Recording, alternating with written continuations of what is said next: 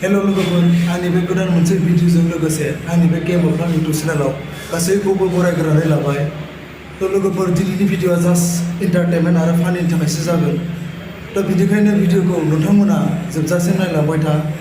थ' भिडिअखौ like comment आरो शेयार खालाम आरो चेनेलाव गोदानबा प्लिज अननानै आंनि चेनेलखौ साबस्क्राइब खालाम। नोंथांमोननि अननायानो आंखौ आरो थुलुंगाखांहोगोन।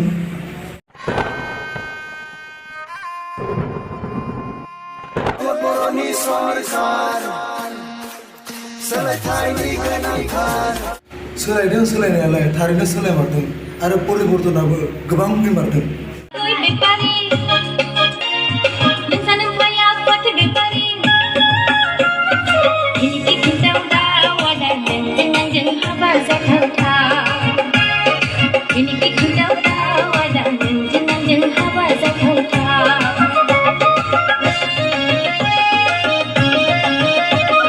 साला बेफोरबायदि लाइमोनफोरानो जोंनि समाजाव परिबर्तन आरो सोलायनायखौ लाबोगोन।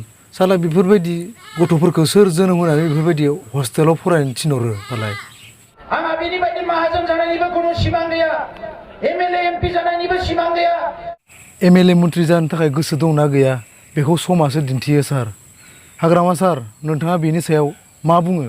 बुंदोंमोन बियो आङो रायजोफोर एमसिएलए जानो थाखाय, एम जानो थाखाय, एमएलए जानो थाखाय, मन्त्रि जानो थाखाय, एमपि जानो थाखाय आन्दलन खालामाखै रायजोफोर। आङो बर' जातिखौ रैखाथि होनो थाखाय, बर' रायजोनि थाखाय, सेपारेट स्टेट गथ'नि थाखायसो आन्दलन खालामदों। गावनो बुङो आखलानो थिनबा मानसिया एबसुलि प्रेसिडेन्ट थानाय समावनो जातिखौ जाबादि थगायबाय बियो आरो राजनितियाव फैनानै बिसां थगायबावो। बेनि खोथाखौ सोर बिसास खालामनांगौ? गावनो राजनितिक लिडारखौ बिसास खालामनाङा, गावनो राजनितिक लिडारफ्रा थगायस्लाना होनबाय। दाना उरखावदाखौ होखारनानै होखारनानै सियारा लाबो प्रेसिडेन्टआ जाबाय। আগতে মই বড়ো আছিলো কাৰণ সঁচাকৈ প্ৰমোদ ছাৰে আগতহে বড়ো আছিল নেকি?